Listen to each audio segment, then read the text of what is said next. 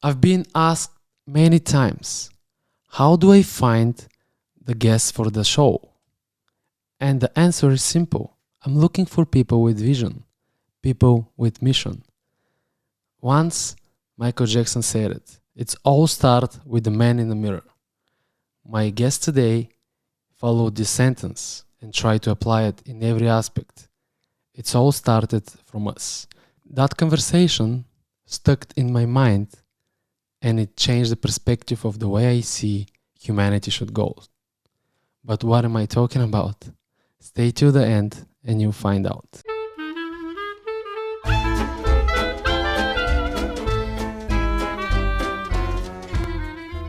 Welcome, guys. Welcome to Your Mom is a Podcast. In this episode, I have Sunny with us. He will share with us his story and more about his foundation that he created and what he helps and the boys and the people behind him. So let's start with first that we have a hard stop for 25 minutes. Let's try to be short as we can, but say everything we want to say. So, Sunny, let's start with you. Share us your story, how you end up being in Chicago. Well, first of all, I appreciate it. My name is Sunny. I was born in Nigeria. I travel around, travel to London, and born into a real, very, very, bad adversity situation. Born out wedlock. No father and no mom. Mom remarried, and you know how it is when when you come from a broken home. It's always rough on the children. So back in Nigeria, if children born here and from a broken home are struggling, can you imagine children born in third world countries such as in my country? And it was rough. Struggle through, elementary school, primary school, and secondary school up to university. And then I was given opportunity to come to America, and I came in here. So when I came in here, I saw that it was the vast majority of opportunity for everyone. I saw a really great opportunity for everyone, and I took advantage of the, opportunity that presented itself and used it to better me. And I went back to school, cleaned myself or, educated myself up to a master's degree level, and then position myself to be able to network with the like-minded people so I can do good business and also give back to the community. And then here we are today. I am the founder of A Boy and His Dream Foundation here in Chicago downtown. And A Boy and His Dream is a community-based nonprofit organization, founded in 2015 to help support the gap between underprivileged children and privileged children. As you understand, and the lot of elements out there that has affected underprivileged children, globally, socio-economic, and not having the resources for them to be able to attend good school, quality education, and just earn a living in general. They don't have basic necessity as a human beings. Underprivileged children do not have basic needs, just because they just have the means to be able to satisfy those needs. So that's why we created the foundation to help and meet those gaps. So what we do is we go to school to teach them education and support them and teach them and adversity and the meaning of adversity, what they should be learning from adversity situation, and what they should be doing with the trauma that they get from it, and on how to ask for help and all that. We go from school to school, and also we have a scholarship program whereby the children will apply to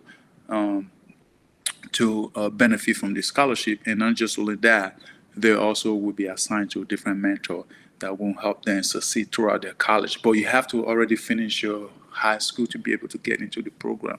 And once you're in the program, you have access to all these mentors who are already successful in business world, and they are CEO, they are entrepreneur, and they will guide them through the colleges and make sure that those students succeed and help them through their struggle. And during the internship, they'll help them position them during the internship, and also help them with their career when they finally graduate from college. And then we successfully have awarded 37 scholarships with more than 27 students benefited from it in the past 5 years.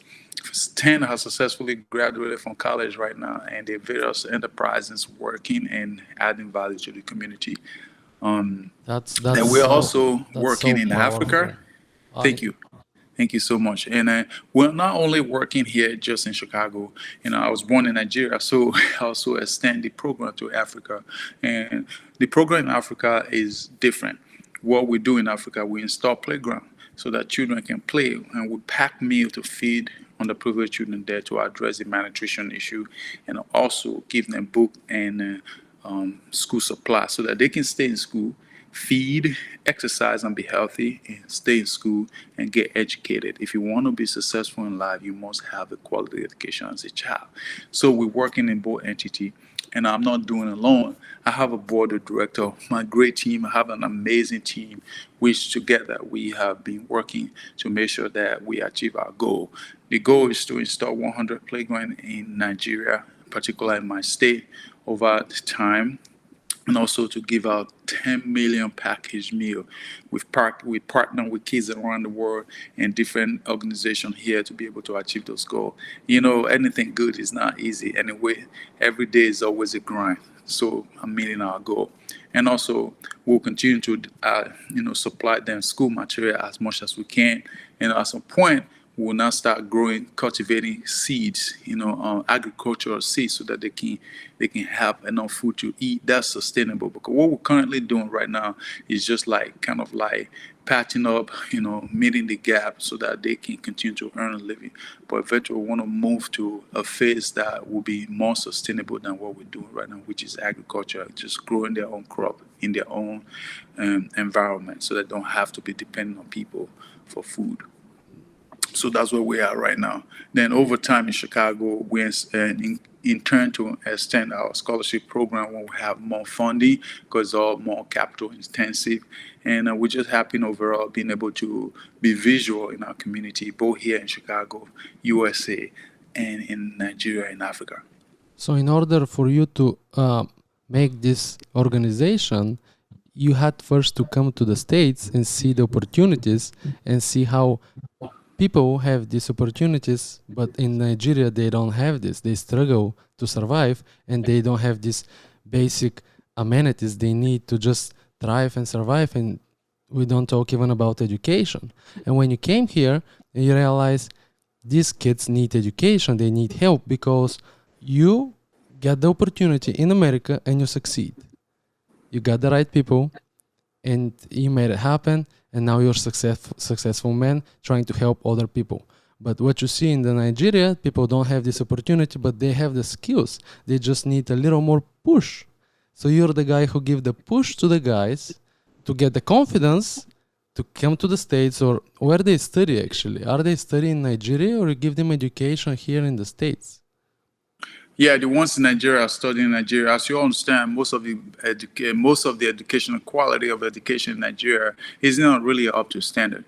And only in Nigeria, Nigeria is one of the countries whereby you see an average individual who graduates from college cannot even, complete a sentence. Only in Nigeria that you see students who graduated from as a mechanical engineer cannot even, tell you a different part of a car engine. They really don't have the resources out there for them to actually achieve the goals that they embark on.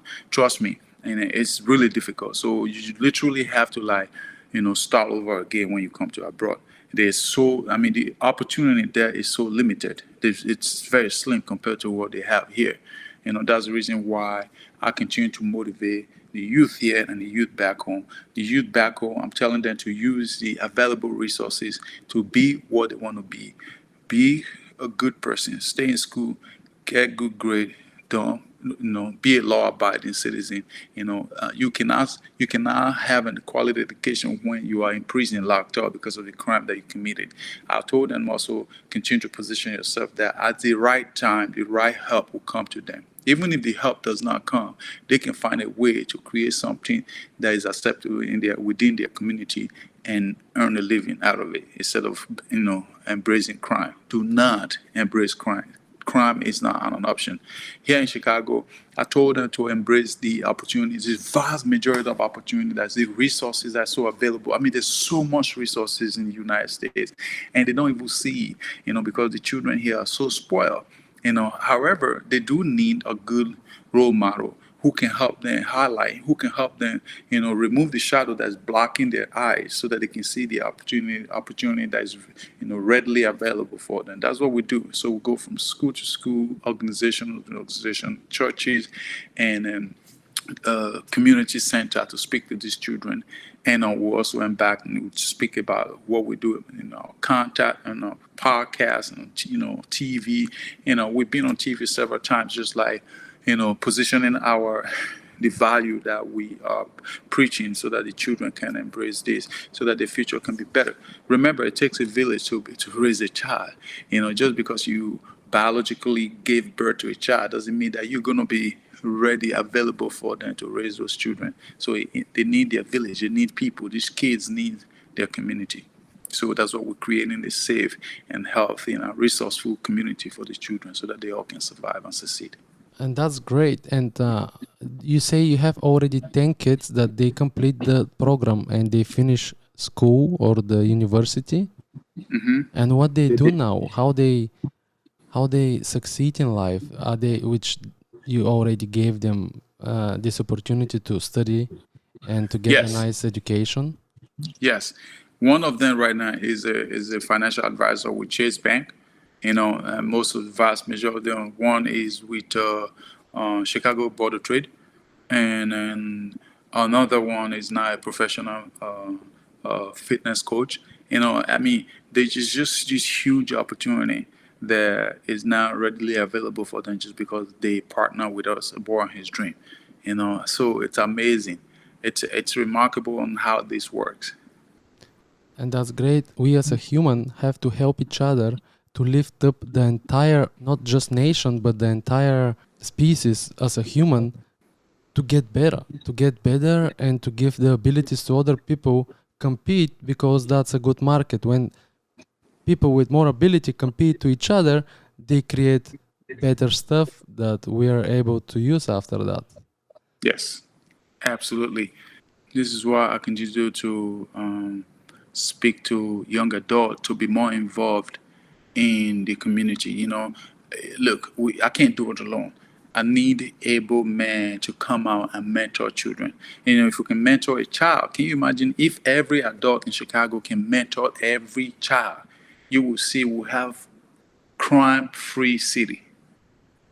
But nobody wants to do that. Everybody's complaining about the government, but they're not looking at themselves. The responsibility to keep the community safe is not solely the responsibility of the government or the city mayor. It's our responsibility to get involved and make sure that we are involved in these children's life. And pick up a child and mentor that child and see how you're going to make a difference. So the connection got lost. And I call him back. I call Sonny back, but I didn't record the audio on the second part of the conversation. Yes, I admit it's my fault. We had difficulties recording this audio in this episode.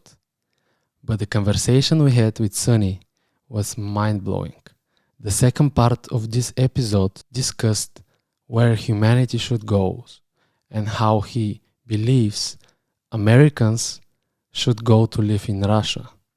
Russians should move to live in the continent of Africa, and people from Africa should come and live in America.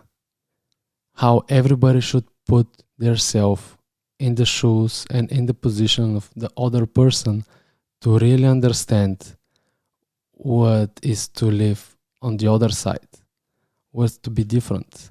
What if you are born without having a family, having the right example, and you just get raised on the street? Being on the street, teaching you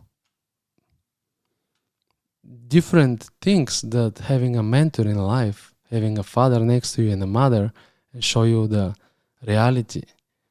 And his idea was adopt a child instead of being a racist and being the person who judge them by the color of the skin, by the culture they follow, by the beliefs they have.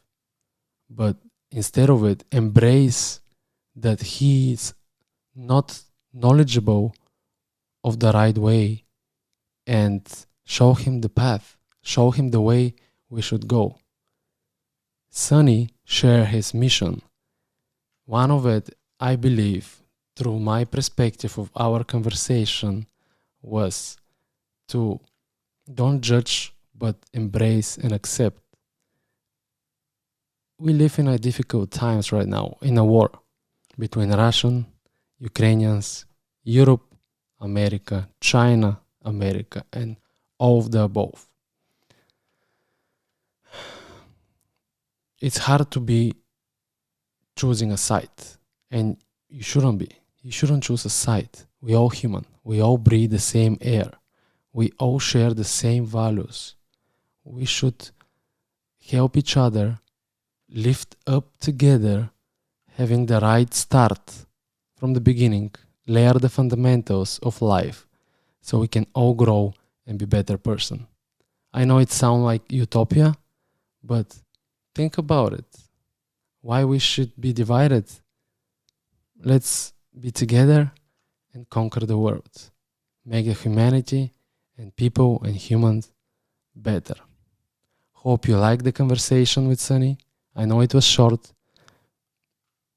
I'm so thankful I have the ability in this podcast to meet this person and they can share their vision for life with me. So I can simply understand world through their perspective and open my mind. Hope you guys take the most of it and Sunny will be our guest again without difficulties recording the episode. Appreciating you. And if you like the content and respect our job, hit the like button, share it with a friend. Let's spread the good word. Thank you.